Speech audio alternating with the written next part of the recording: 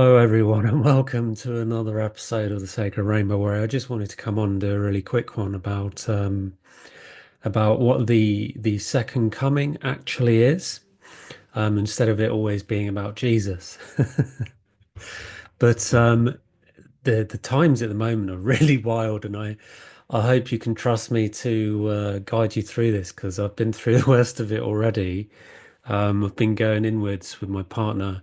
My story's pretty incredible. Um, Lifetime violence, lifetime trauma, um, really, really rough. And I decided to do something about it in 2015. And, that started with psychology. And then I got into, that's after I tried everything else that wasn't good for me, like alcohol and all that stuff. Then I got into, the physical sides of things, got into biohacking, got into experimental procedures, anything and everything to cure all these conditions I had, like CPTSD, bipolar, ADHD, all the things they tell us we have that we buy that are actually just entities that attach and we give them our power and etc. etc. So I won't bore you with that because that's a long story. But I had my head kicked in. You see, one side of my head is actually, yeah, this side got a nice scar there. Um, had my head used as a football on after it hit the curb for about a minute and a half. Took me had 6 weeks concussion, and well, it's taken me. I'm still healing now. Camera's gone out of focus. Still healing now, but the level of violence that was input into my body, and this is going somewhere towards the second coming, trust me. But the level of violence that I experienced, which is also very strong entity, that was pummeled into my body, it's made it very difficult for me to come out, because that level of violence stays in the body and it takes years to come out. And it makes you feel unsafe. And there's a reason that that has happened to me, because my light is so great that people have tried to stamp on it, literally. And the level of purification I've had to go through just in order to feel safe, like somebody isn't going to kill me, because people have literally tried to kill me on several occasions throughout my whole life, just for, no aggravated assault, no aggravation. It was always just happening to me. Like one time I walked up the street with a couple of my mates and this car pulled up and four guys got out of the car and started hitting us with bats. It's like, what is the world coming to? Anyway, you only have to look at the news at the moment and go, it's absolutely crazy. They're poisoning us with food, they're poisoning us with the sky. I mean, it's not even sunny anymore. I grew up and it was sunny all the time. What the foo-far is going on? And it's pretty rough at the moment. It's getting worse and worse. That's why I did the thing about the AI, because I went on and I looked on Instagram for about 10 minutes, which is 10 minutes too long. And it was, oh my God, I felt so ungrounded. Everybody talking to AI and everything. Nobody trusts what's going on the internet anymore because so much of it is AI. And I can understand why people don't want to work with AI, but not to do your creativity for you and put soul into your work. It's there to aid with the things that are difficult. It's not to replace our creativity or our own intelligence. And the the anyway, back to the violence. Bit of a tangent now. Back to the violence, right? With that level of abuse and emotional abuse to go on top of it, severe narcissistic abuse, from people trying to keep me where they wanted me so that I couldn't grow, so that I couldn't be who I'm supposed to be. And I, after I got diagnosed in 2015, I got this, back then I called it a posh job, work for the banking system. That's a whole other story, getting out of the banking system. I worked there for 18 years. It's horrendous. And they call it the rat race. And just a little bit of animal wisdom for you. Rat spelt backwards is star. And the shadow of the rat is being frugal, basically poor. And but the gift of the rat is genius. Rats are absolute geniuses. And the being in the rat race and after getting my head kicked in and so much other stuff, so much other abuse, I got this free health check at this big bank that I was working for, and I got diagnosed, and it made me, it's a double-edged sword being diagnosed with letters. It's really, really edgy. because they are letters and they don't really mean anything. But for me, it was really helpful because it made me realize, oh, actually, I'm not full of shit. There is something wrong with me. And, it was about what, 15 years after I got my head kicked in, 15 years living a nightmare where I believed that everything was my fault. And um, that was great because as soon as that happened, I was like, right, I'm going to do something about it. Now I know there's something wrong.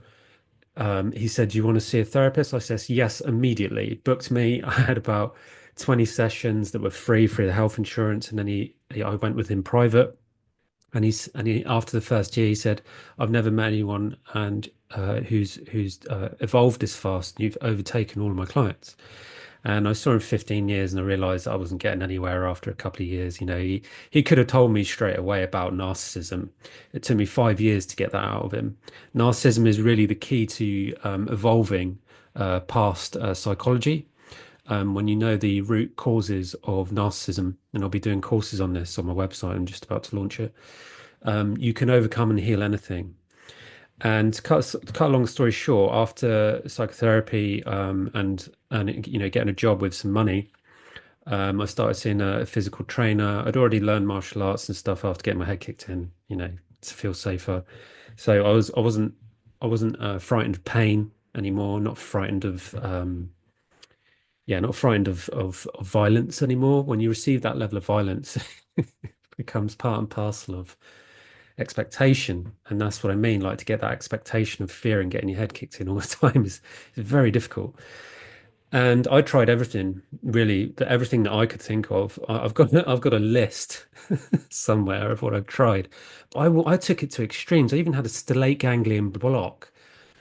Don't ever get that done. I learned after Joe Rogan, he had some Marine Navy SEAL guy on there, and he said he had it to get rid of his PTSD, and loads of people were raving about it. It completely numbs your heart. It's evil stuff.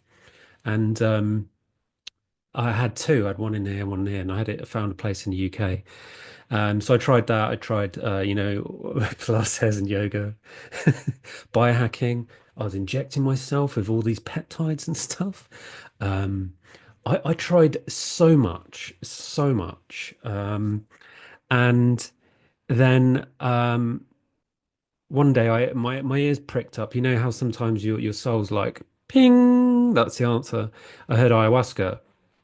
And I know, ayahuasca it kind of brings in a lot of people, and a lot of people don't know how to integrate. It's not really an integrative medicine; it's more of a purging medicine. And I only did it, I think, about 15 or 16 times before I moved on to more advanced medicine to work on myself. But I didn't have a clue what I was doing. Most people don't when they first start out. But I realized that nobody did. Nobody did. And I moved really fast with it. Like with my psychology, I was like, right, I've got to go in, got to go in, got to go in. And I wasn't afraid to try anything or do anything. But I noticed there were things that I could see and I could feel that that nobody else I met could. And one of those things was that I could see and talk to spirit animals. And it's such a gift. It's such an incredible gift. The first animal that came to me was in this first ever plant medicine ceremony with ayahuasca. I'm in the middle like this, in the middle of the ceremony, and this shaman's going boom, boom, boom, and he comes over in the middle of doing a healing with someone, like with this really urgent energy, and he kneels down, he puts his hand on my chest, and he goes, brother, the medicine. She tells me to come tell you this. Yeah, you have the heart of a lion. I was like, okay, thank you. It took me freaking ages to realize what that mean, and it meant I had the heart of a lion. And yeah, I was thrown into this spiritual community, met women that were, and not many men, but a lot of women who were really, there to heal. And everyone had a drum. I was just speaking to someone about this. There's this joke I have about how a lot of people in the spiritual community have have a drum. My partner has a drum. And I find it quite funny that everyone has a drum. Um, and all of these things kind of led me to question everything. because I came out of finance into this community where everybody was dressing like, a judgment, people would say dress like hippies, right? And there's nothing wrong with how they dress, but there's this vibe and this culture within the spiritual community that is really very similar to other tribes where everybody believes they have all the answers. And I wasn't falling for it. There was a lot of truancy, a lot of truancy from the heart, and a lot of truancy from speaking the truth from the heart, and instead of being, speaking from the ego. And I really fell for it. I fell for a lot of the tricks um, of people telling me, "Oh yeah, I'm a shaman." Yeah, of course you are, mate. And a lot of people tell me how they've been on these courses to learn to be a shaman. But and this is leading somewhere, don't worry. These lessons of shamanism, they can only come through spirit, in my humble opinion. Working with spirit, um, it has to come through your own soul. It has to come through your own divine connection with spirit. And I met a lot of what's the word, charlatans on the way, and they tried to ruin my life. Just just like with violence, right? Just sat there having medicine, not even saying a word, and they tried to ruin my life. And it happened on so many occasions. And I got to this, you get to these choice points in your life. And I swapped medicine. I met this guy who showed me how to find mushrooms in the fields. And I took some home and I journeyed on my own. I was like, oh my days, I think I've found my medicine. But I didn't know how to work with it, and it was really stupid. But I was living in the middle of London, and I just took some in my bedroom, and there's so many stories I could tell you about that. But there was a lot of dark magic and a lot of hijacking, and I was not prepared because I didn't know how to be in my heart.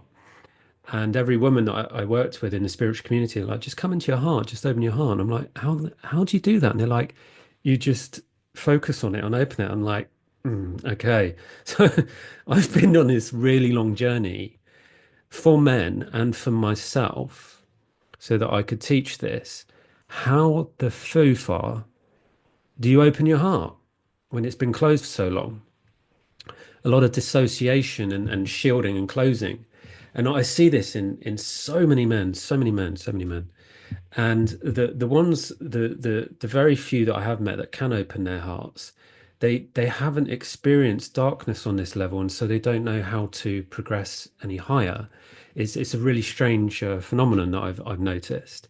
If suffering kind of brings evolution, and if there's a comfortability, there is no forward motion, there is no growing. So the level of abuse that I've gone through has really helped me evolve, but it does come with a choice of responsibility.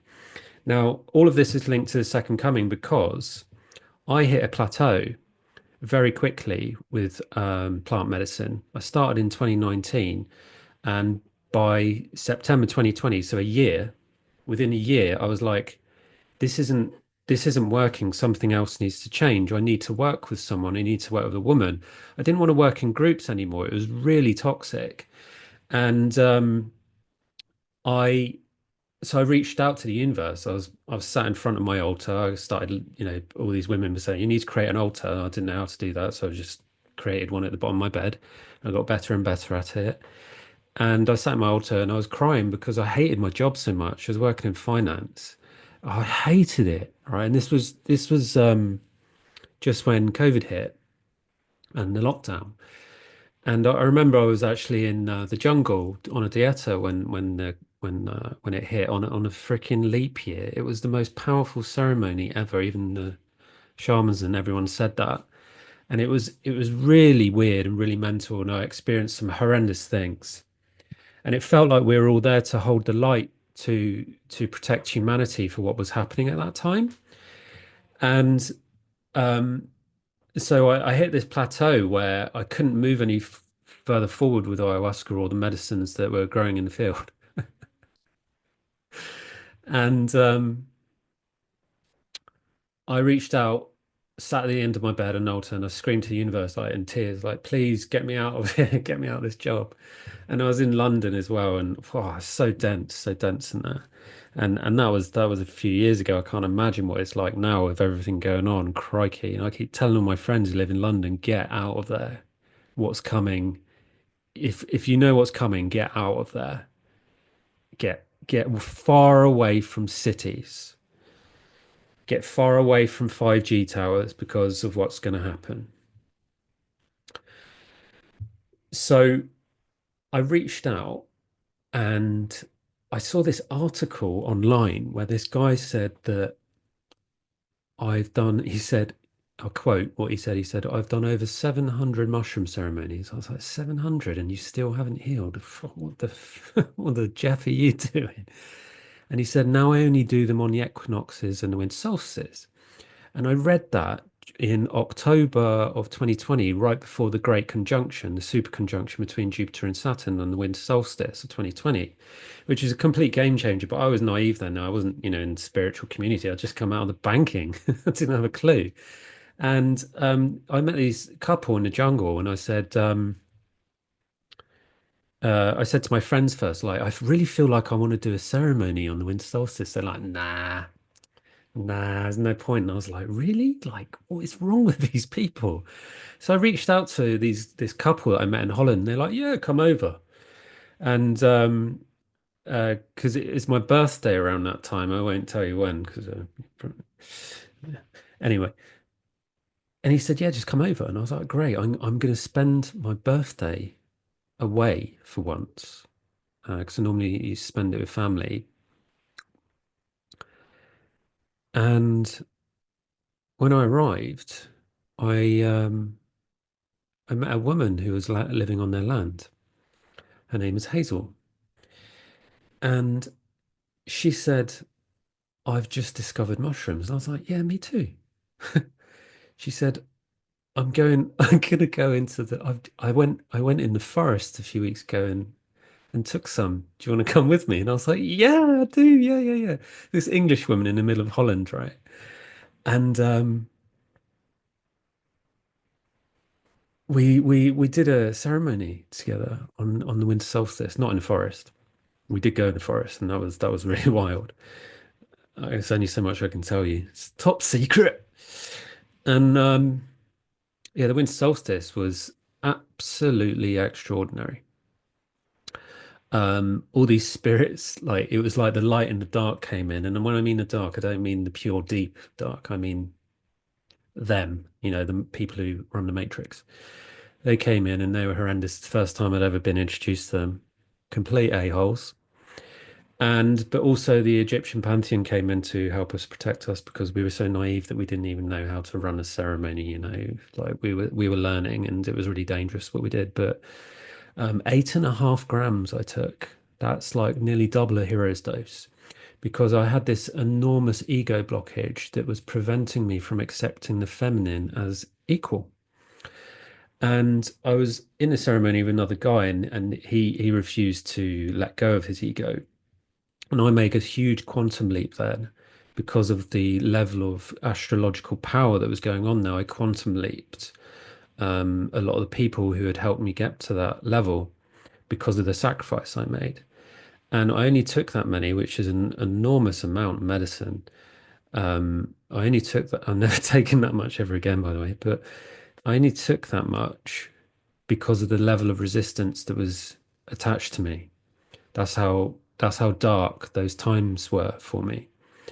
And when it came out of me, I warned everyone in the room. I said, "What's going to come out of me is pretty rough." And they're like, "Yeah, yeah, yeah, yeah." And then boom, it opened. They were like, "What the is that? Beep, beep, beep, beep, beep." And I was like, "I warned you."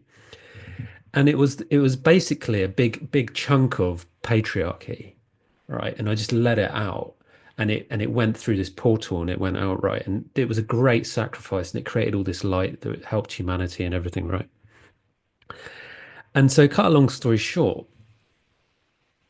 Hazel was like, who the Jeff are you? You come here and you do all this incredible magic and you don't even know what you're doing. I was like, yeah, you're right, I don't. And and I said, I really feel like I need a woman to show me how to work with medicine. She's like, yeah, I can do that. These aren't the words that are exchanged, but it's the energy, because otherwise I'd be here forever. And basically, cut a long story short, we became really good friends, and I was with her every day, right? Like, just teach me the way of the feminine, the deep feminine, teach me everything. She's like, really? Yeah, yeah, yeah, teach me, and I'll teach you about narcissism. She's like, what's narcissism? And I was like, it's what's been happening to you. She's like, so I was like this inside man, to help her overcome what she was going through. She'd been through a narcissistic divorce, and everyone turned on her just for being love, a bit like me. And so we had that in common. Cut a long story short, spoiler alert, we fell in love, but after 11 months and tons of denial. We spoke to each other every day for at least 8 hours, 1,000 days. Yeah, 1,000. And we just took apart everything. But everything changed. And this is where I'm getting closer now to what the second coming is. Everything changed when she started introducing me to YouTube videos that she was watching online, like Pam Gregory, or call them Pam and Gregory. Molly, love Molly, big fan. Magenta Pixie and Amanda Ellis and a few others, and Cryon. And I was like, who's this Cryon fella? And this guy, this engineer who was not into any of this esoteric stuff, a bit like me. And then he just started, this spirit started coming in him called Cryon. He started channeling this stuff. Anyway, we were about a year in of doing our ceremonies, and Cryon starts talking about the innate. And I was like, my ears pricked up. It was another soul moment, like when I heard ayahuasca. It was talking about the innate and the 12 layers of DNA, right? And the book's online, but it's better to just to go on YouTube and just listen to his talks. And so we sat in ceremony, and I was speaking to Hazel about it, and I was like, we should bring this in. She's like, what do you mean? I was like, the innate. Let's do it.